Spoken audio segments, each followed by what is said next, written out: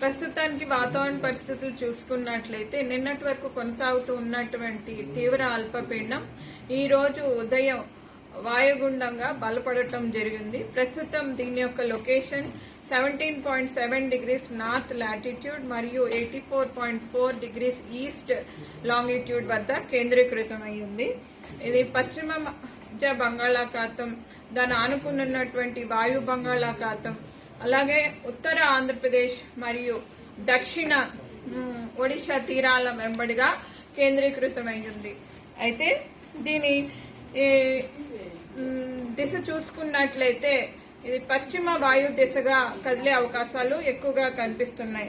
సుమారు 80 కిలోమీటర్లు ఆగ్నేయ దిశగా కళింగపట్నానికి, 120 కిలోమీటర్లు తూర్పు దిశగా విశాఖపట్నానికి కేంద్రీకృతమై ఉంది. అయితే చూసుకున్నట్లయితే దీని యొక్క ప్రభావం తెలంగాణ ప్రాంతంలో రానున్న 2 రోజులు కూడా ఉండే అవకాశం ఉంది. ఈ రోజు రేపు తెలంగాణ ప్రాంతానికి రెడ్ వార్నింగ్స్ జారీ చేయగా ఎల్లుండి హెవీ రెయిన్ఫాల్ వార్నింగ్స్ జారీ చేయడం జరిగింది.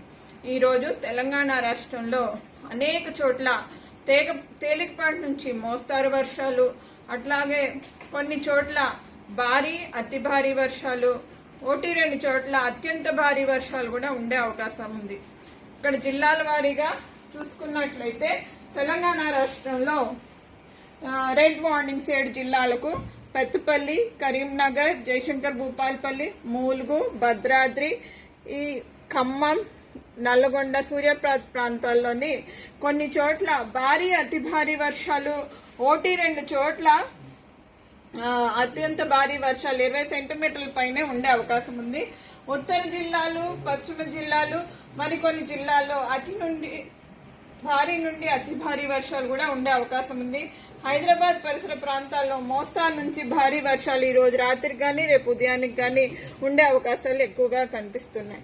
అట్లాగే రేపు చూసుకుంటే రేపు కూడా 1వ తారీఖున కొన్ని ఉత్తర జిల్లాలైనటువంటి ఆదిలాబాద్, నిజామాబాద్, నిర్మల్, కామారెడ్డి, అలాగే దక్షిణ జిల్లాల్లోని ఉమ్మడి మహబూబ్ నగర్ ప్రాంతాలకు రెడ్ వార్నింగ్స్ జారీ చేయడం జరిగింది. తర్వాత పశ్చిమ జిల్లాల్లోని కొన్ని జిల్లాలైనటువంటి ఈ సంగారెడ్డి, వికారాబాద్ ప్రాంతాల్లో ఆరెంజ్ వార్నింగ్స్, అలాగే ఈశాన్య ప్రాంతం తూర్పు జిల్లాల్లో కూడా ఆరెంజ్ వార్నింగ్స్ జారీ చేయడం జరిగింది. మిగతా జిల్లాల్లో మోస్తారు నుంచి భారీ వర్షాలు ఎల్లో వార్నింగ్స్ జారీ చేయడం జరిగింది. ఆ తర్వాత రోజున 2వ తారీఖున ఈ సిస్టమ్ మనకి వాయు దిశగా కదిలే అవకాశాలు ఉన్నందున ఈ వర్షాలు తగ్గుముఖం పట్టి కొన్ని ప్రాంతాల్లో ఉత్తర జిల్లాల్లోని భారీ వర్షాలు ఉండే అవకాశాలు కనిపిస్తున్నాయి.